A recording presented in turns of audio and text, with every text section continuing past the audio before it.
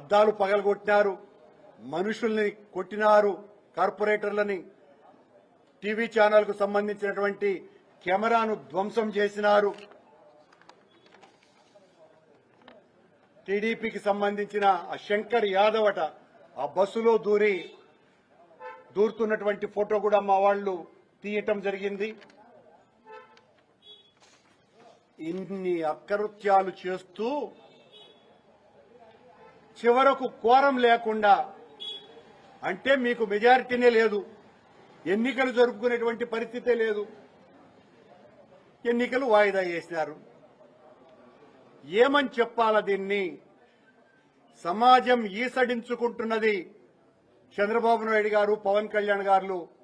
పవన్ కళ్యాణ్ స్వాములైతే తిరుపతి పవిత్రతను కాపాడేటువంటి బాధ్యత నాది, సనాతన ధర్మ పరిరక్షణ నాది అంటున్నటువంటి పవన్ కళ్యాణ్ ఉప ముఖ్యమంత్రి గారు మీ ఎమ్మెల్యే ఆరణి శ్రీనివాసులు అనేటువంటి వ్యక్తి కొడుకులే గూండాగిరి చేస్తున్నారు తిరుపతిలో. చంద్రబాబు గారు మా పార్టీ నుంచి మా కాళ్ల వెళ్లబడి టికెట్లు సంపాదించుకున్నటువంటి ఆకు రౌడీ ఆ అన్న రామచంద్రయ్య ఈ రోజున రాజమ్మ అనేటువంటి మా కార్పొరేటర్ ఇంటికి వెళ్లి దౌర్జన్యం చేసి ఆవిడను పరామర్శించడానికి సాక్షాత్తు ప్రథమ మహిళ అయినటువంటి మేయర్ గారు ఆమె ఇంటికి వెళితే ఈవిడను ఇష్టం వచ్చినట్టు ఆ ఆకురౌడి దుర్భాషలాడటమే కాకుండా ఆవిడ సిసి నచ్కేతన్ అనే అతన్ని కొట్టడం జరిగింది, ఒక ప్రభుత్వ ఉద్యోగిని. ఆ అన్న రామచంద్ర అనేటువంటి ఆకురౌడి ఊరంతా కూడా భయపెట్టాలని చూస్తున్నారు. ఊరినంతా కూడా భయభ్రాంతులకు గురి చేసి మా సత్తా ఇది అని చెప్పాలనుకుంటున్నారు. మీ సత్తా మేమెంత గట్టిగా ఎదిరించగలమో ఈరోజు నిరూపించినాం. ఈ సంగతిని మర్చిపోవద్దండి. అన్ని రోజులు మీవిగా ఉండవు. ప్రజాస్వామ్యంలో ప్రజాస్వామ్యాన్ని రక్షించటం కోసమని దేనికైనా త్యాగానికి మేము సిద్ధపడతాం. ఈ రోజున ఇంతమంది మహిళల్ని ఇన్ని రకాలైనటువంటి ఒత్తిళ్లకు, అసలు ప్రతి ఒక్క మహిళను అలా కదిపితే మమ్మల్ని ఈ రకంగా బెదిరిస్తున్నారు, మమ్మల్ని ఈ రకంగా ఒత్తిళ్లకు గురి చేస్తున్నారు. ఏం సాధించటానికి? చంద్రబాబు గారు మీరు ఈ తిరుపతిని, ఈ తిరుపతి యొక్క పవిత్రతని మంటగలపాలని ఎందుకు కంకణం కట్టుకున్నారో సమాధానం చెప్పవలసినటువంటి అవసరం ఉన్నది. మేమంటే మళ్ళీ వాళ్ళ తెలుగుదేశం పార్టీ నాయకులు ఇప్పుడే నేను వీడియోలు చూశా, మేము అడ్డుకున్నామంట. అధికారులు మీ పక్కనున్నారు, పోలీసు అధికారులు మొత్తం మీకే కొమ్ముగా వస్తున్నారు. మా కార్పొరేటర్లని, సాక్షాత్తు మా మేయర్ని కూడా దుర్భాషలాడి కార్పొరేటర్లను కొట్టి మా ఎంపీనే అన్యాయంగా అనరాని మాటలు అని మా వ్యాన్ను పగలగొట్టి మాకు సంబంధించినటువంటి ఒక ఛానల్ కెమెరాను విరగ్గొట్టి ఇన్ని చేసినటువంటి మీరు మేము అడ్డుకున్నామని మా మీద ప్రచారం, దాన్ని పచ్చ మీడియా బ్రహ్మాండంగా ప్రచారం చేసుకోవటం ఎంత ఎల్లకాలము సాగదు ఈ దౌర్జన్యం. వెంటనే ఆ నలుగురు కార్పొరేటర్లని హాజరుపరచాల్సినటువంటి బాధ్యత ఎస్పీ గారి మీదనే ఉన్నది.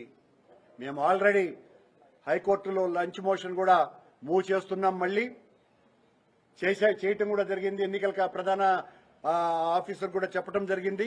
దీని మీద ఇలా ఇంత లా అండ్ ఆర్డర్ ప్రాబ్లం వచ్చింది, అసలు ఎన్నికలనే పూర్తిగా వాయిదా వేయవలసినటువంటి అవసరం ఉన్నదన్నటువంటి డిమాండ్ మేము చేస్తున్నాం.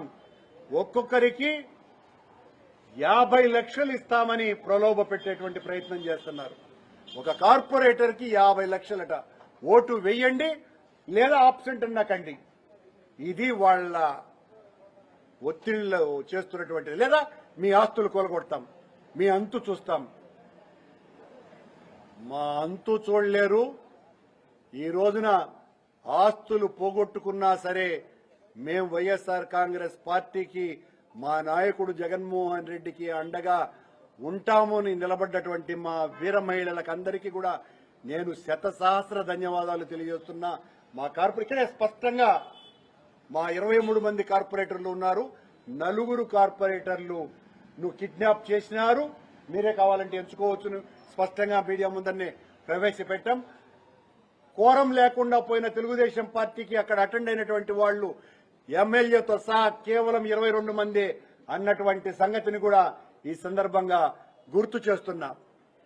దారుణాలు చేస్తూ ఉంటే మా వాళ్లను ఆ దగ్గర ఉన్నటువంటి మీ దగ్గర 22 మందిలో గతంలో మాతో ఉన్నటువంటి వాళ్లే, వాళ్లను నయాన భయాన ఎన్ని రకాలైన ప్రలోభాలు పెట్టి మీరు వశం చేసుకున్నారో అందరికీ కూడా తెలుసును.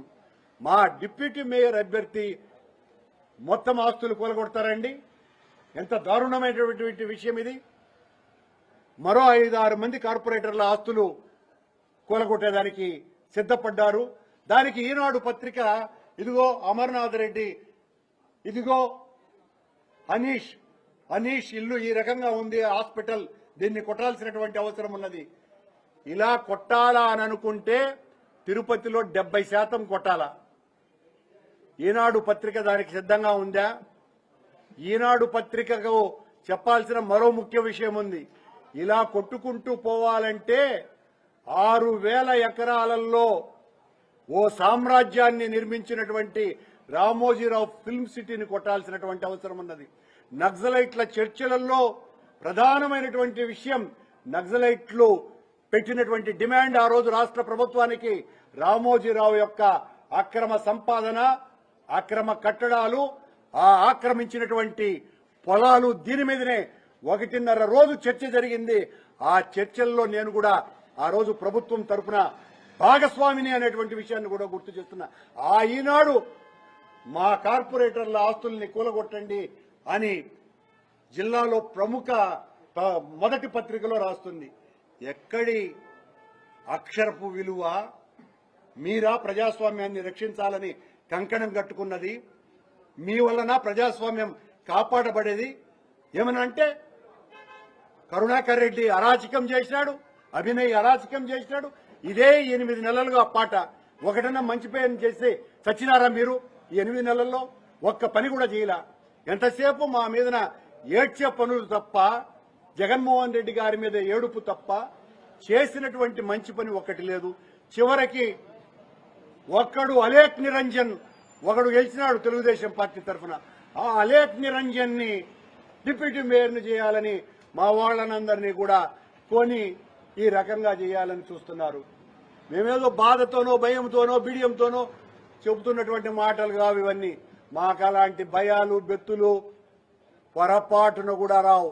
మేము ప్రాణత్యాగానికైనా సిద్ధమే తప్ప ప్రజాస్వామ్యాన్ని పరిరక్షించటం కోసమని మేము ఆత్మత్యాగం చేయడానికి కూడా సిద్ధంగా ఉంటామని తెలుగుదేశం పార్టీకి జనసేనకు హెచ్చరిస్తున్న పవన్ కళ్యాణ్ గారు, మరీ ముఖ్యంగా మీరు ప్రజాస్వామ్య పరిరక్షణే నా బాధ్యత అని చెప్పినటువంటి మీరు ప్రజాస్వామ్యం అపహాస్యం చేస్తున్నటువంటి మీ కూటమి నాయకులకు చెప్పకపోతే మేం ఆ ప్రజాస్వామ్యాన్ని పరిరక్షించటం కోసమని ఆత్మత్యాగం చేసుకోవటానికి సిద్ధంగా ఉన్నామని మీకు తెలియజేస్తున్నా. Subscribe to Social TV Telugu for more videos. Hit the bell icon for faster updates.